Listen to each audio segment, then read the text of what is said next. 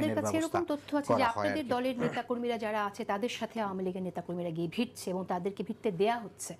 আপনারা কতটুকু সচেতন এই ব্যাপারে, কতটুকু জানেন? আমরা সর্বোচ্চ এই বিষয়টা সচেতন। এখানে দুইটা মিসকনসেপ্ট মানে ভুল ধারণা আছে।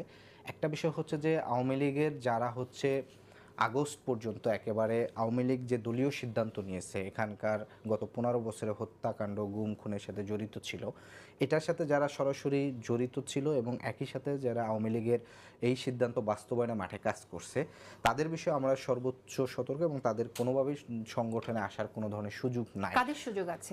কিন্তু এখানে একটা বিষয় আছে, যেমন ধরেন আপনি যেদিন হচ্ছে 14 জুলাই যখন ওবায়দুল কাদের বললেন যে ছাত্রলীগের দেখে নেওয়ার জন্য ছাত্রলীগ একাই যথেষ্ট, তখন আপনি দেখবেন যে ঢাকা বিশ্ববিদ্যালয় কিন্তু বেশ কিছু যারা মধ্যম কিংবা আরও নিচের স্তরের সারির যারা ছাত্রলীগের নেতা ছিলেন তারা অনেকেই কিন্তু এটা কিন্তু দলীয় যে সিদ্ধান্ত সেটাকে কিন্তু প্রত্যাখ্যান করছেন, দল থেকে পদত্যাগ করছেন এবং এরা সরাসরি অভ্যুত্থানে অংশগ্রহণ করছেন। বিশেষ করে ঢাকা বিশ্ববিদ্যালয় আপনার যে হলগুলো থেকে যখন ছাত্রলীগকে উৎখাত করা হয় সেখানে কিন্তু বেশ কিছু যারা দায়িত্ব পর্যায়ে ছিলেন তারা ভূমিকা রাখছেন।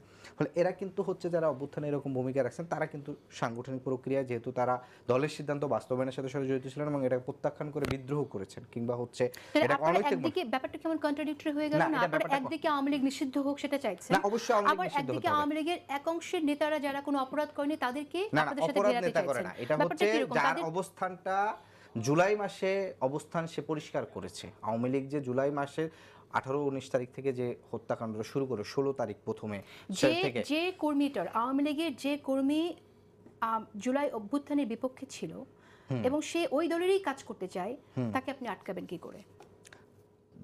মানে যে ওই দলেরই কাজ করতে চায়, ওই দলেরই সে রাজনীতি করতে চায়, কিন্তু সে জুলাই গণঅভ্যুত্থানের অপরাধী না, আপনি তাকে আটকাবেন কি করে? না, তাকে আটকানোর বিষয় যেটা হচ্ছে যে তাকে আগে আপনার এখানে বুঝতে হবে যে আওয়ামী লীগের এখানকার যে রাজনৈতিক চর্চা সেটা আসলে কোনো গণতান্ত্রিক রাজনৈতিক চর্চা না এবং আওয়ামী লীগের দল হিসাবে আসলে এটা একটা রাজনৈতিক দল নয়, এটা একটা গণহত্যাকারী দল। এটা যদি আমি শুধু জুলাই আগস্টের উদাহরণ না, স্বাধীনতা পরবর্তী বাংলাদেশে আওয়ামী লীগের যতগুলো রাজনৈতিক কর্মকাণ্ড আছে, হত্যাকাণ্ড কিংবা তারা ক্ষমতায় থাকাকালে নির্বাচন পরিচালনা থেকে প্রত্যেকটা বলেন, আপনি দেখবেন যে 72 সালের পরবর্তী 73-74 সালে তাহলে তো যে ভদ্রলোক বা যে কর্মী আওয়ামী লীগ করেছে সেটা সে অপরাধ করেছে, গণতন্ত্রের বিরুদ্ধে একটা অবস্থান করেছে, সেই কর্মীকে আপনি আপনার দলে নেবেন কেন? না, সেই কর্মী কেন, তারা এটাকে আবার হচ্ছে প্রত্যাখ্যান করেছে পরবর্তীতে দলের অবস্থানকে, কিন্তু সরাসরি হত্যাকাণ্ডের সাথে কিংবা হচ্ছে আপনার রাজনৈতিক অপরাধের সাথে জড়িত না করেছে নেতারা এবং তারা যাচ্ছে, এটা ব্যাপারটা স্পষ্ট না, বরং আমরা দেখছি যে এরকম কোনো মেসেজ নেই তারা দলকে প্রত্যাখ্যান করেছে।